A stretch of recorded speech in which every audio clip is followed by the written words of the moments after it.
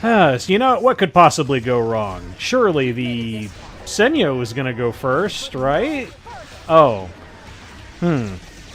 You know, I'm really not sure why the fuck so many of these, like, Senya and Lilias teams do this shit, where they're clearly not speed-tuned, and then, like, the Senya doesn't go first, the Lilias then goes first, and then this pretty much guarantees that you're going to be able to just, like, tank it very, very easily with Elena.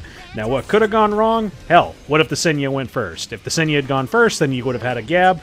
What if the Lilias was faster than my Elena? Then you straight up would get hit by that really, really strong, like, S3 from the Lilias. And that's really, like, the only thing that could really possibly go wrong. The good thing is, though, that we have Elena with us. Elena does actually kind of neuter some of the damage that's going to be going into her. And right here, we just so happen to play into the oh-so-wonderful hands of the Navy Captain Landy with that counter salvo. Congratulations, bitch! You did! And with that being said, the fight's pretty much over. Now, let's go ahead and just, like, continue to talk about what we were really talking about. So, basically, this is one of those Lilias Senya cleaves, and a lot of the time, the third unit that's with this team is usually Ran. But, the one thing that I've never really understood every time I see it, and it happens an awful lot, is where Lilias usually ends up going first before the Senya, then you actually have, like, an ultimately weaker S3 hit from the Lilias, because she's not borrowing the highest attack from the Senya, where it could have been much, much higher via, you know, a gab. But whatever. Sometimes, like, speed tuning is just like an absolute bitch. And could you fucking imagine if that dual attack right there actually got my Elena killed because she hit into the Senya? Thankfully, that doesn't happen because dead units don't do reflect damage. Thank fucking Christ for that. But either way, enough on that first match. Let's go ahead and talk about this next one. So hey, this is Conqueror, Lilias, Choux, and then a Kayron. So hey, what's the big thing in particular that you immediately see here? And it's really like, oh wow, we're actually seeing a Kayron on defense. So whenever there's a Kayron on defense, I ain't even gonna fucking lie to you. I'm not gonna bullshit you at all. If I see a Kayron on defense, I fucking respect it. The reason why I respect it is because Kayron is a very, very unique case of, hey, this is a unit that can get away with putting thermonuclear fucking, like, just bomb stats on a character, survive, and then also hit you with that again. He could possibly hit you with that shit twice. Now, fortunately for me, this is really just kind of like an average Kayron. He didn't really do a whole lot of damage. The biggest reason as to why Shadow Knight Pyllis and Armin and Roana are here is basically the Kayron is going to go into one of your green units. More than likely going to be Roana. Roana is more than likely going to be the one who's going to be hit. Either way, doesn't matter, because Armin just so happens to be really, really tanky, and any and all single target attacks that go into any other units, they're going to be taking less damage, because that's just what our oh-so-wonderful friend Armin does.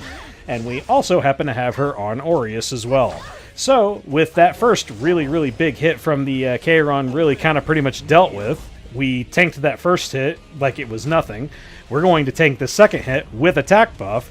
Like, hey, almost 8k through a def buff? That's still, like, somewhat impressive, but, like, hey, I've been hit by some Kayrons that are even scarier than that.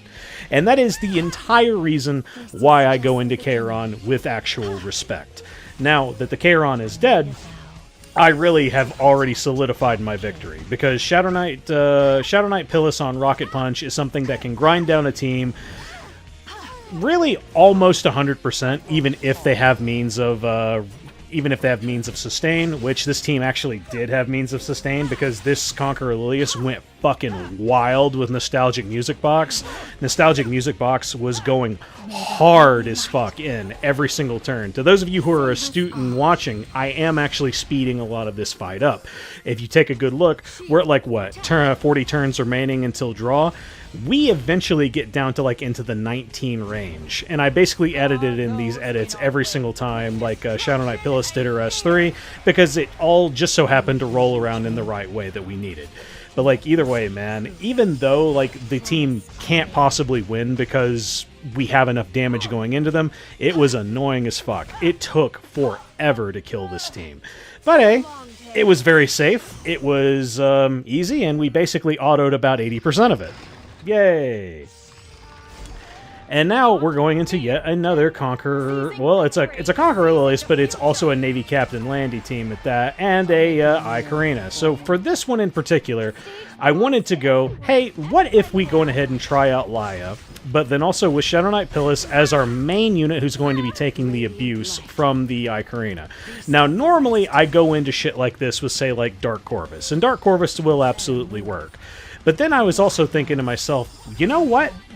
What if, like, the Navy Captain Landy was on injury or something? So then this way, we'll have ourselves a nice dark unit that can tank some really, really hefty hits, and then also not just be randomly death broken. Because, like, that's the other thing that can go wrong if you use Dark Corvus here. My Dark Corvus doesn't have an excessive amount of, like, say, ER, and when you don't have a whole lot of ER, well, you can usually get fucked up really, really bad by things like Death Break from the ae-KARINA. Now, the big thing in particular I wanted to do was I wanted to utilize the S2 from Laia to just, like, you know, wait around just a little bit. So then we can use Destina's S2 essentially twice for the sake of healing, and also for the sake of CR pushing. We'll get into that a little bit later when we go a little further down the line. But basically, the big thing that is so fucking based about Laia is the fact that this unit not only does big, chunky damage because she essentially has a nuke. She has a Dark Corvus, like, tiered nuke on her S3 that just doesn't have, extinction. But, like, it still does a lot of damage. And, thankfully for us, we still had a whole lot of death buff right here, which I'll straight up say right now, if instead of Destina, I was instead rocking Roana, I think I would have been 100% in the clear for this. I just straight up didn't think to use Roana. I was like, oh, let's try out Destina and we'll see how she works because she has all the CR pushing that's going to work out. And also just, like, you know, the cooldown reduction in general really helps Destina out a lot because then now her S2 becomes super reliable, and then the S3 is something that you can really just kind of blow off, and then you should be able to get it back whenever you need it. Now, the biggest reason why I didn't soul burn here was because, honestly, I didn't fucking need it. I knew that the ae-KARINA didn't have a whole lot of HP because I was actually paying attention to her HP values as the fight was going on, and you don't need to burn that. So, like, hey, whatever, fuck it. We'll just hold on to whatever in all souls that we need. So, now that the ae-KARINA is dead, we don't have to worry about any of the S3 shenanigans going into our Shadow Knight Pyllis that are going to be doing shockwave damage to the rest of the team. Now, the one thing in particular that was a little bit of a... it was a nice little stress ball that gave me a little bit of anxiety was the fact that I was going into this Navy Captain Landy, like, with just, like, jibs and jabs. Like, just, I wasn't attempting to one-tap her, which is something that I usually don't like to do. Anytime I leave a Navy Captain Landy just alone to her own devices, it usually always results in bad shit happening. Which is another thing that sucks, because I'd love to bring, like, Elvira into stuff like this, but Elvira's not really that useful into Navy Captain Landy. Like, it's not as useful as you might think, because, you know, the single target attack and the salvos, the counter salvos, any of the single target hit salvos, that shit really adds up and it can really fuck you up bad.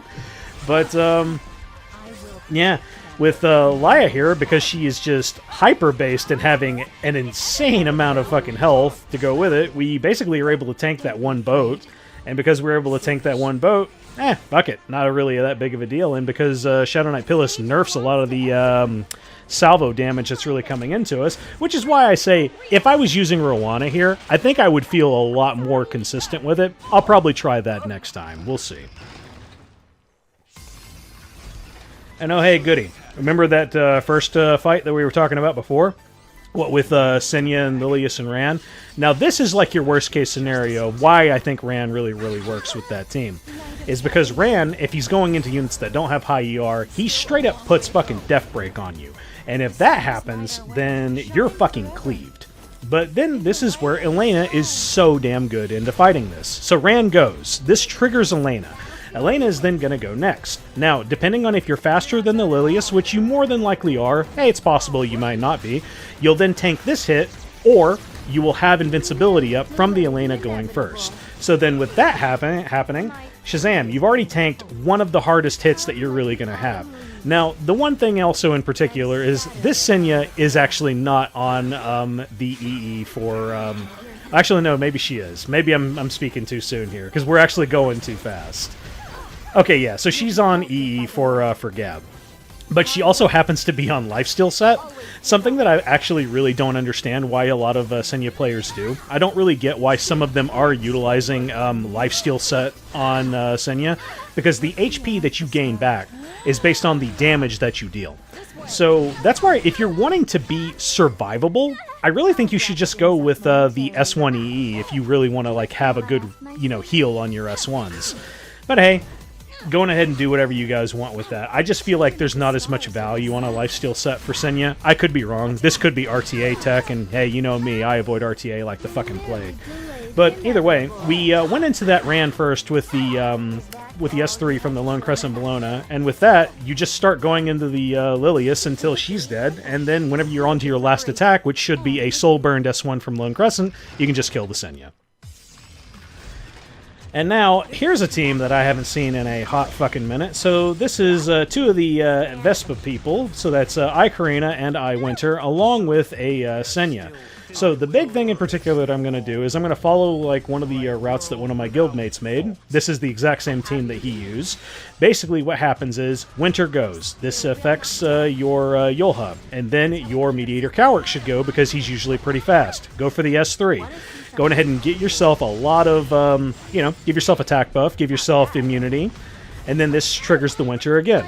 This then goes into Yulha one more time. Now, you've also been hit a fair number of times, so you're going to get at least a decent hit with Lone Crescent in, and you have attack buff now. But here's the thing. We took a lot of damage on our Yulha, and we still had access to S2 on Mediator Kawerik, so now we have Barrier. So here, that's not going to do big damage to Yulha, but we have just low enough health to just go in hard on the ae-KARINA. Because the ae-KARINA is the one unit that we really, really don't want to be fucking with, because that S3 is just that goddamn powerful. So, now that we deal with her, because her HP was just low enough, and our Yulha's HP was low enough to deal big, chunky damage, now we'll go into the Senya. She was already softened up a little bit. We have attack buff, we have S3 available, we'll go into her, she's dead. Now all that's left is Winter, and we don't have any non-attack skills that are really going to trigger her one more time to go into Yulha.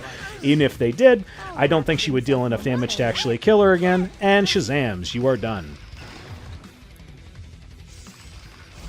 And now for the final team. Hey, looky, it's another Navy Captain Landy. Boy, this unit is just, like, so fucking goddamn fun, isn't she? So, Conqueror, Lilias, Navy Captain Landy, and Illynav. So, we have Moon Bunny here strictly for the skill nulls and for the cleanse on the Conqueror Lilias.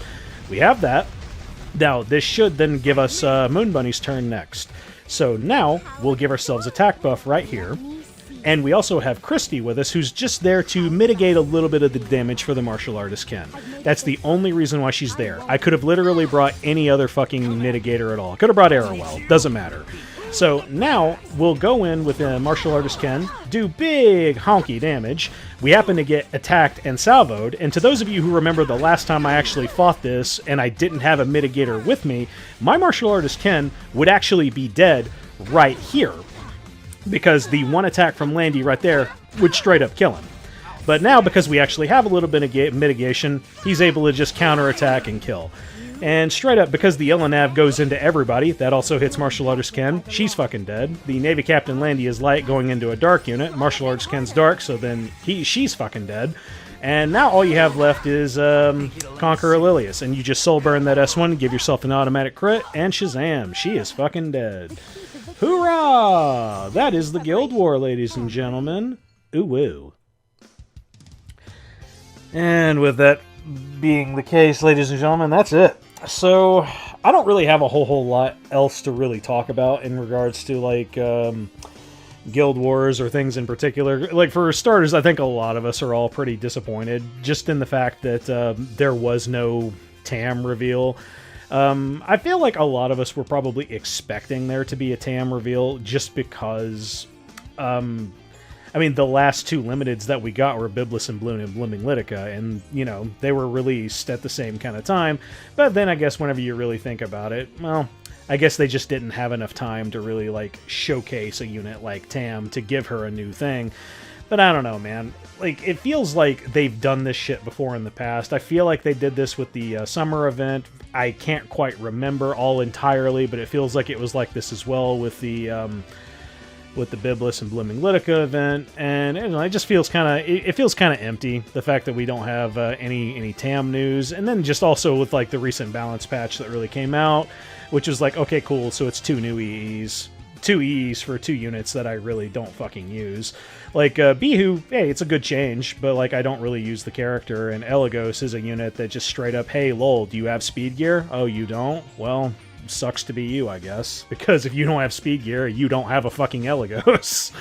But, either way, boys, I hope you guys rather enjoyed this Guild War. If you did, go ahead and leave me a like. If you want to see more of my content, go ahead and hit subscribe. Hope to see y'all again soon. Later.